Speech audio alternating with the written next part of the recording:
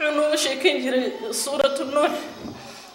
مركا هل واحد علشان أرنت قبيل كان ربعين نديبو نقضه نبي نوح عليه السلام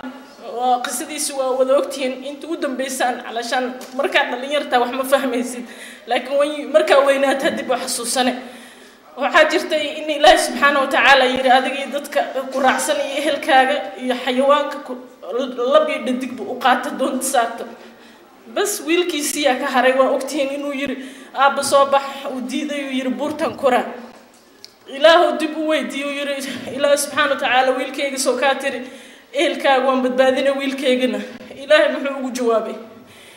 innahu laysa min ahlik innahu amalu ghayr salih marka haddaan Soomaalina muslimna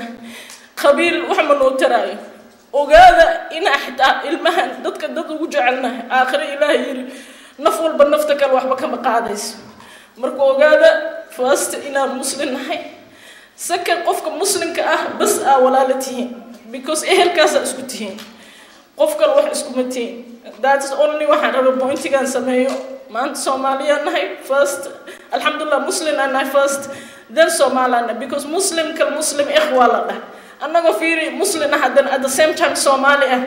how are dadkeeno saan loo dhibaateeyay علشان imagine gabadha 18 years joogto 12 marka marayeen reeb gareeyeen itiray miirka iga tagay mama oo 7 kids dhashay oo la reeb gareeyay what else are we waiting you supposed to put yourself in that shoes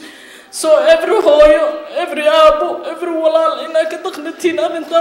it's very important Assalamu alaikum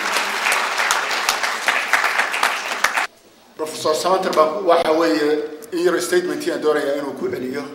ama uu yar faahfaahiyo waxa siinaya hal daqiiqad baan siinaya